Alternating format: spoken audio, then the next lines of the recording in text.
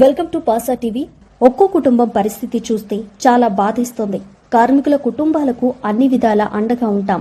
ఈ పరిస్థితులన్నీ సద్దుమణిగాక కార్మిక కుటుంబాలను కలిసి చర్చిస్తాం. మరణించిన వారిలో శాశ్వత ఉద్యోగులైనా ఒప్పంద ఉద్యోగులైనా మాకు సమానమే. కార్మికుడికి 3 నెలల బాబు ఉంది. 3 నెలల బాబు అందరూ బాధ కలిగింది. ఒకరిదైతే రేపు పుట్టినరోజు. సో వాళ్ళందరూ కూడా కుటుంబాలకు అండగా నిలబడాలి. బాధ్యత మా పైన ఉంది.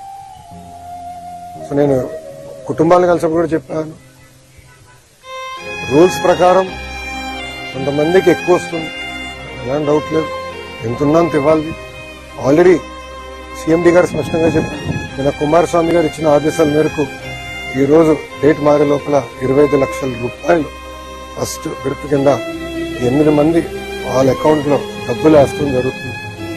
ఇంతేకాదు దాని తర్వాత రావాల్సిన ఎక్స్గ్రేషియా, పిఎఫ్ అకౌంట్ నుంచి రావాల్సిన డబ్బులు, స్టీల్ ప్లాంట్ ఇవ్వాల్సిందంతా కూడా మేము మొత్తం క్యాలిక్యులేట్ చేసి ఆ కుటుంబాల అకౌంట్లో వేసే బాధ్యత ప్రభుత్వం తీసుకుంటుంది. అక్కడితో మేము ఆగం. అందరూ వచ్చేటప్పుడు కారులో కూడా మాట్లాడుకున్నాం. వర్మ గారు నేను కూడా డిస్కస్ చేశాం. అంత్యక్రియలు అయిన తర్వాత పెద్దకరమైన తర్వాత మన అమరావతిలో ఒకసారి కూర్చుందాం కుటుంబాలు. ఇంకెలా చేద్దాం, ఏం చేస్తే బాగుంటుంది. వాళ్ళు కేవలం సొంత కాలుపై నిలబడతాయి కాదు, ఆ పిల్లల్ని చూసుకోవాల్సిన బాధ్యత ఎన్డీఏ ప్రభుత్వం పైన ఉంది.